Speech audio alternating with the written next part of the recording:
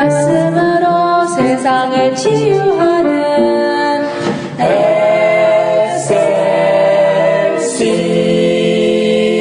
SLC. 할렐루야, 여러분 안녕하십니까? 이영희 목사입니다. 오늘은 위대한 여정 설교 시리즈 가운데에서 위대한 초대, The Great Invitation에 대해서 말씀을 증거하고자 합니다. 우리 삶의 경험 가운데서 누구에게 초대를 받는 경우가 들어 있습니다. 친구에게, 선배에게, 스승님에게, 혹은 직장 상사에게, 생일 때, 결혼식 때, 파티 때 등등 여러 초대를 받는 경우가 있지요. 초대를 받는 것은 기분 좋고 아름다운 것입니다. 더구나 그것이 나보다 신분이 높고 존귀하면 더욱더 그러합니다. 오늘 우리는 세상에서 가장 높고 귀하신 분의 초대장을 받아들이고 있습니다. 성경에는 여러 곳에 하나님의 초대가 나타나고 있습니다.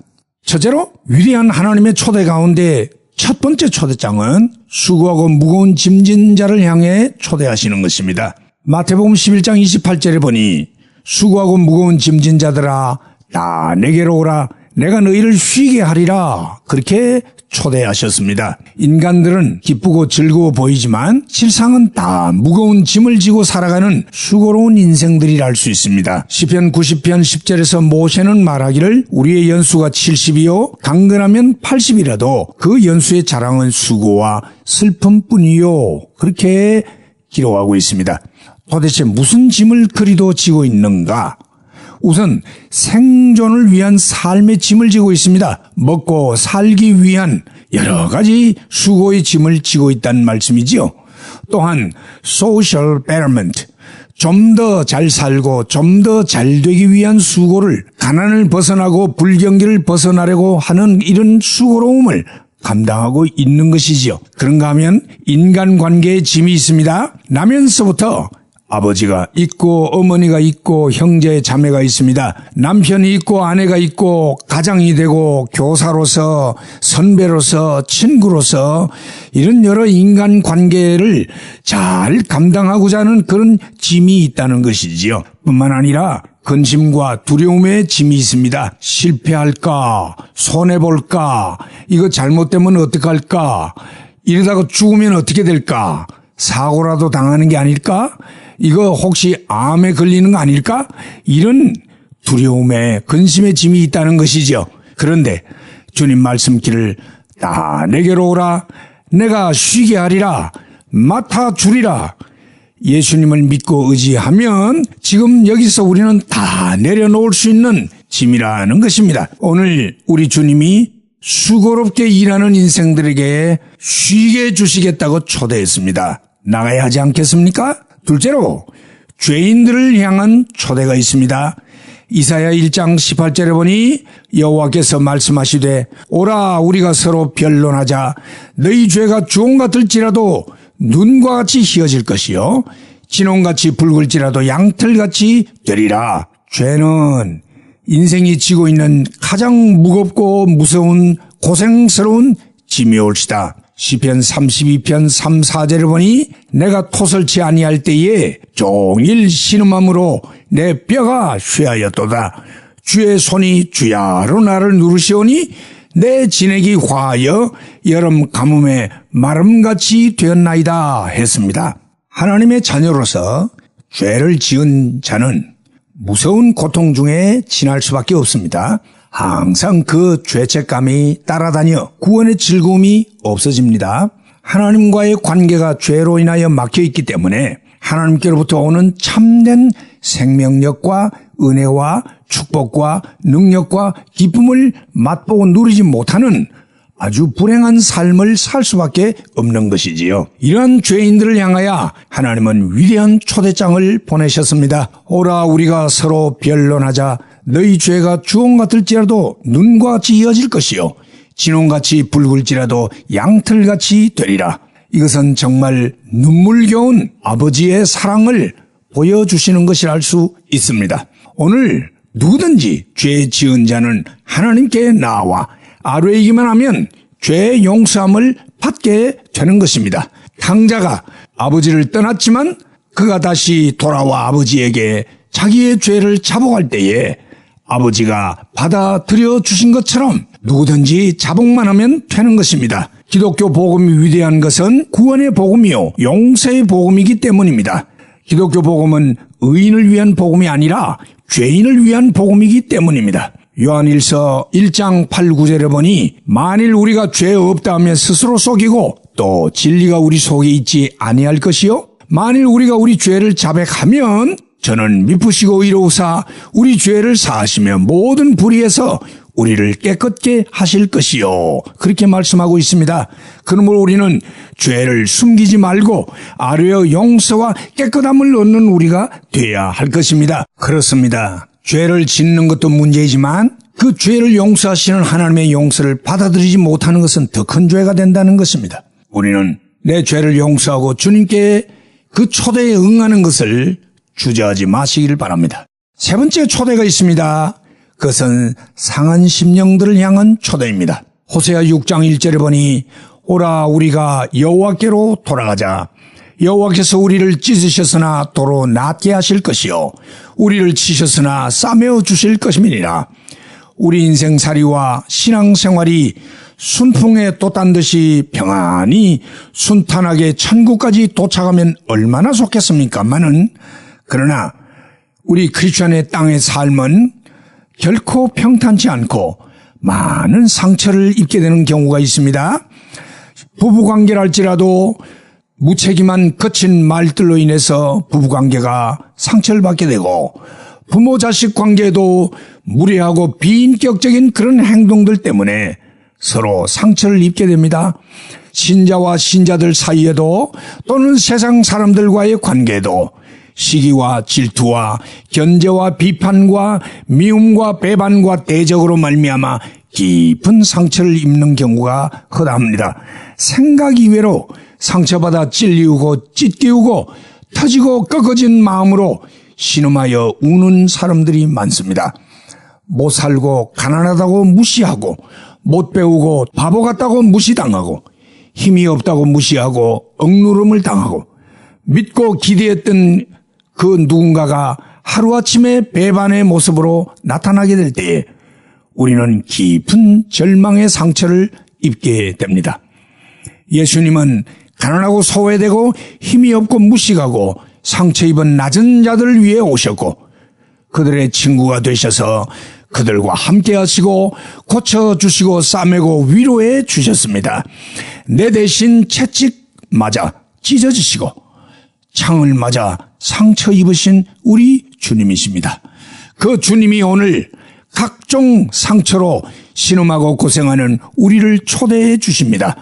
호세아의 입술을 통하여 오라 우리가 여호와께로 돌아가자. 낫게 하실 것이요 싸매어 주실 것이라. 오늘 우리 모든 상처 입은 심령들 예수님께 그 상처들을 내려놓고 고침을 받을 수 있기를 원합니다. 다시는 열등의식과 피의식과 패배의식과 배교와 수지심에 시달리지 말기를 바랍니다. 마지막으로 영혼의 기갈한 목마르고 배고픈 자들을 향한 초대가 있습니다. 이사야 55장 1절에 보니 너희 목마른 자들아 물로 나오라. 돈 없는 자도 오라.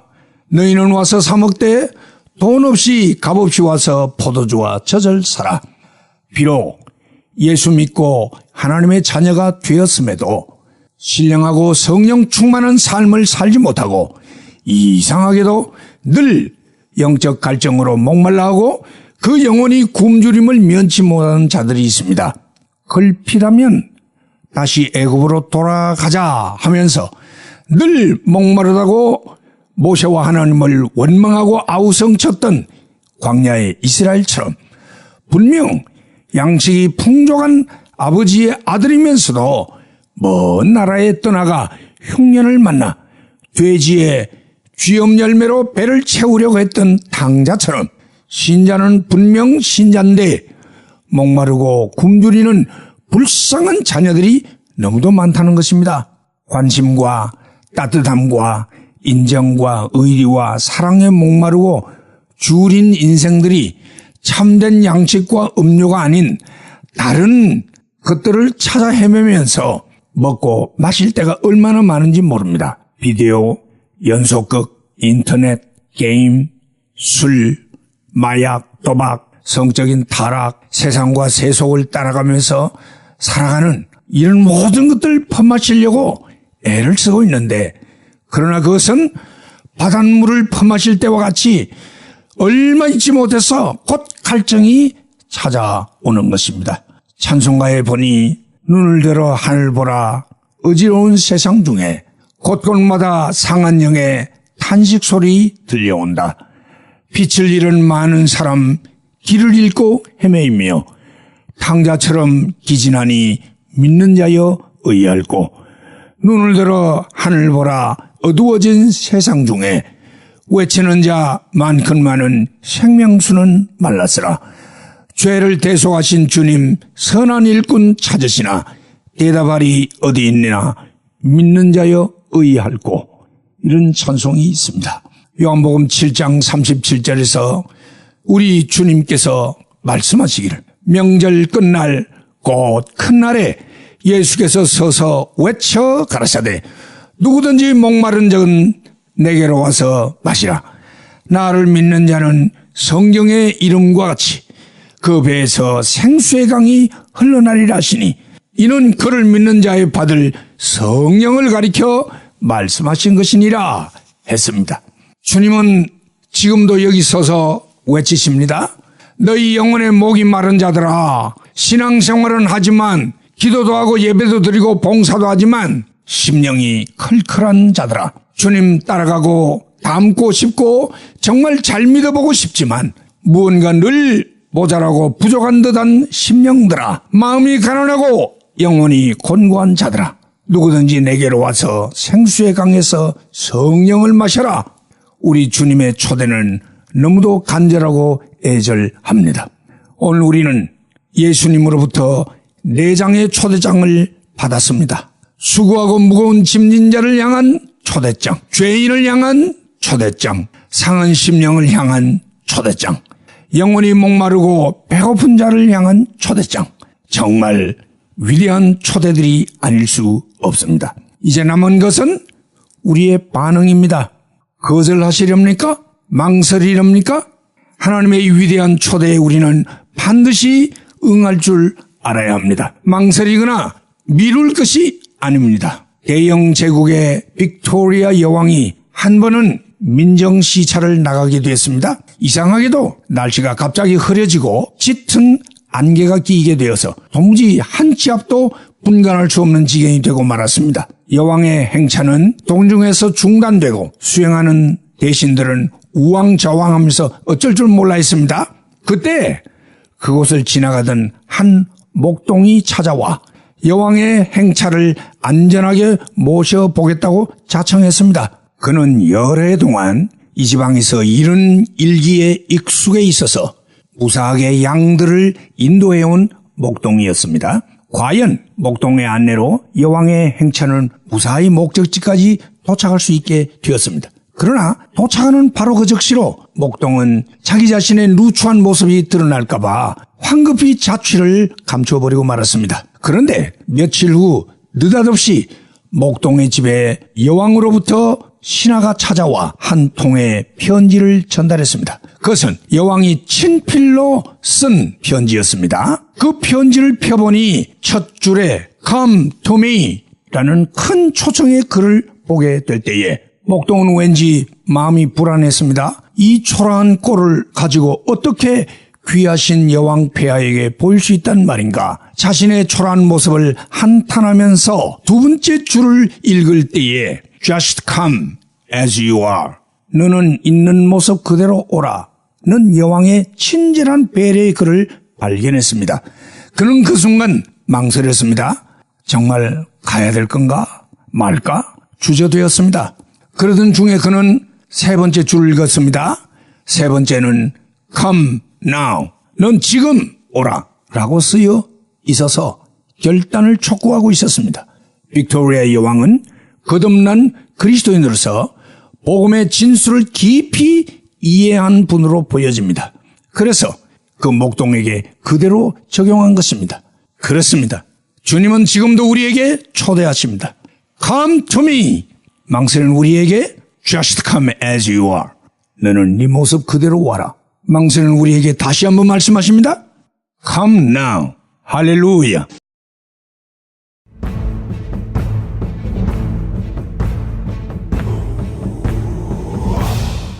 말씀으로 세상을 치유하는